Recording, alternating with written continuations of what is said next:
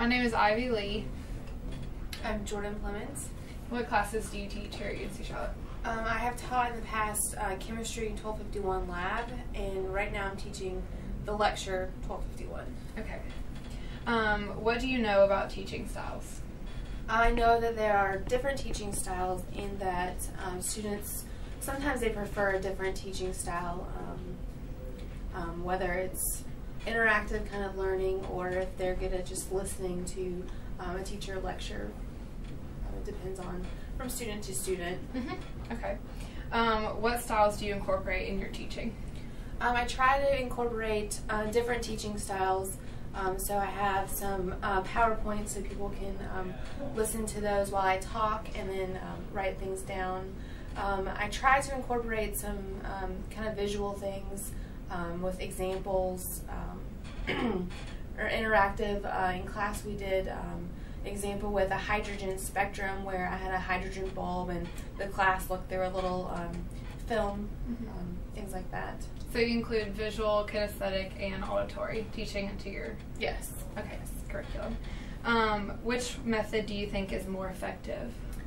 I really think that a combination of teaching styles is probably the most effective because in a class like ours there are lots of different kinds of students. So some of them might prefer to just listen while others need to have some more like interactive kind of learning styles. So those examples like written on the board or the flame test that we did one day so they can kind of really see that as chemistry really does exist. It's not just all reading from a book or listening to people talk. Okay. And from your class, I've noticed that I definitely prefer the visual teaching from you doing equations on the board and stuff like that. That really helps me. Thank you. Hey, I'm Isai, and this is... I'm Carrie Sippy, and I'm a lecturer in the first year writing program at UNC Charlotte. Brief question real quick. What are your teaching styles? What do you know about your teaching styles? Do you mean what do I know about, like, how I teach? Like, just overall. Okay. Well, I tend to be a more, I think students have typically described me as more relaxed of a teacher, but also my goal in the classroom is to be, to have students involved and working and thinking critically. It's not a lecture style class where I would speak and everybody just listens, but I want them actively involved in the work of the classroom, so inquiring into ideas, questioning their understandings of language, literacy, and especially this semester I'm teaching 1102, so they're conducting this extended inquiry project over the course of the semester, and so looking into the ideas around their topic. So how I teach is to give the students information that they need to know, but then ask them to become active participants in their learning, to not expect me to have all the answers or to even know everything about their topic, but to ask them to really inquire into the ideas and be willing to question. Okay. So the styles that you incorporate in your teaching you wouldn't consider it as a lecture?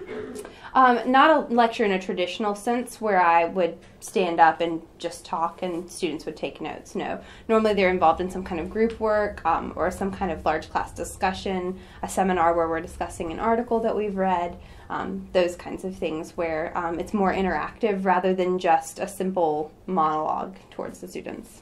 Okay. From your past experience, what teaching style you think it's more effective for your students? A lot of times they give me feedback that a lot of small group work is very beneficial for them. I think a lot of times asking students to split into smaller groups and to tackle smaller assignments first before we pull into a larger discussion tends to be beneficial because then they have a chance to grasp the knowledge that they're trying to get from an article or from an activity. They're able to think through it in kind of a less of a pressure situation, and then to really be able to talk about those things that way. And so it kind of builds them to be able to talk about their ideas in a way that they feel less pressured. Do you know what your learning style preference is? I'm a visual / kinesthetic learner, so it's kind of a mixture of those two. Okay. How do you use those learning styles to help you learn? Visual, I kind of watch videos and kind of see how they're doing something, and then I'll try to reconstruct what they're doing and figure out why they did what they did. Okay. And then working it out is part of the other. How does that incorporate into your major, computer science? Well, I use that kind of learning in everything I do, not just my computer science classes. So. Okay. What methods of teachers in the past that you've had, what did they do, like their teaching styles that you liked? Well, they incorporated a lot of PowerPoints and videos and things like that to kind of help people not just focus on like one learning style. Mm-hmm. So I've had quite a few good teachers. Okay. What would you like to see teachers do more often that would help you? If they could actually incorporate more interactivity to their kind of lectures, so you're kind of getting a feedback with, this is definitely, this is your progress, and kind of map out where they're going with some of their material. Okay, so I get the idea that you don't really prefer auditory. Not at all. Okay. All right, thank you. No problem. Do you know what your learning style preference is? I like things that allow you to be independent more. I can tell you that from like K through 8 for me, I attended a Montessori school. I don't know if you've heard of that, but Montessori is based on, until like a certain age, it's based on like a lot of hands-on. Okay, so kinesthetic.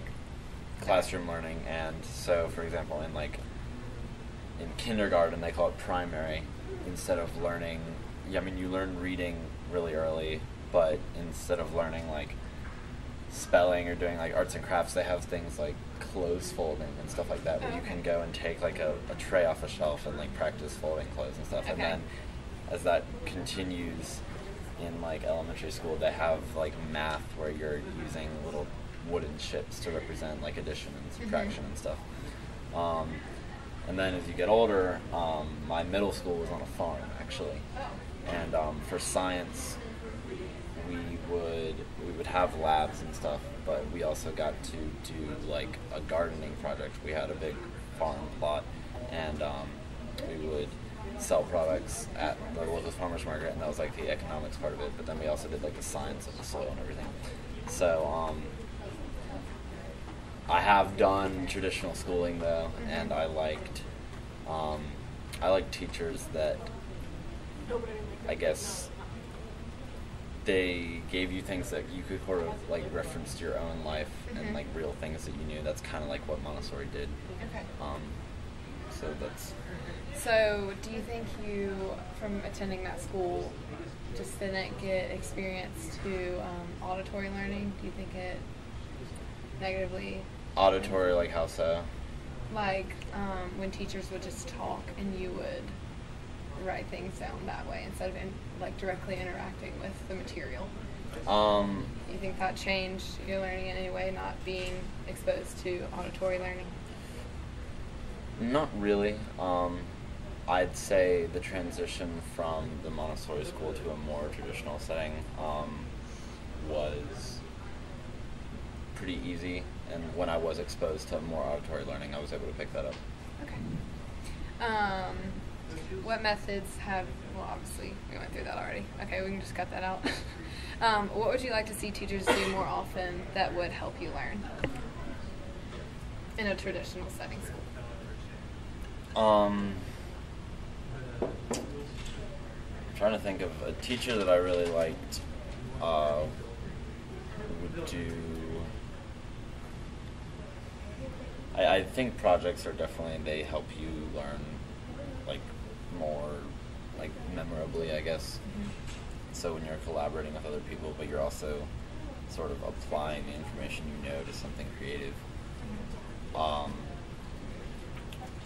Other than that, teachers that just sort of involve you in conversation, that's definitely the most helpful, because then you sort of have to you're forced to pay attention, because you might have to add to the conversation, and at the same time it makes it interesting. Okay. Do you know what your learning style preference is? I do. Kinesthetic. Okay. How do you use that to help you learn? I use it to give me hands-on experience with subjects so that I can make a more visual example of what I'm doing, like with biology, with the learning assistants. They come up and give examples using themselves and objects to demonstrate concepts. And would you say it helps you like remember it more, or just helps you understand the concept, or both? It's definitely memorable, but it definitely helps me to grasp the concepts as well. Okay, yeah, both of those are important. Your favorite teacher right now, or the one that is the big influence to you, is? I would say Miss Bates in biology. And what does she do to help you with the learning style preference that you have? Well, she gives a lot of examples. She posts a lot of interactive stuff on Moodle for us to go in and actually do to get the hands-on experience with some of the concepts that are a little harder, they're more complicated. And with her learning assistants, she lets them come up and give demonstrations. Okay. What would you like to see more teachers do more often to help you learn? I would like to see more interactive stuff posted, or just more teachers doing, I guess, like experiments in the classroom to actually show what's happening, especially in science. Yeah. So do you think your major biology in the future will help with like anatomy and physiology classes when you have to dissect things and actually use your hands? Oh, absolutely. Right now, I mean, being in a lab, taking a lecture helps extremely to actually take a lab and do the hands-on to apply it to the lecture. Okay. All right. Thank you. Yeah, no problem.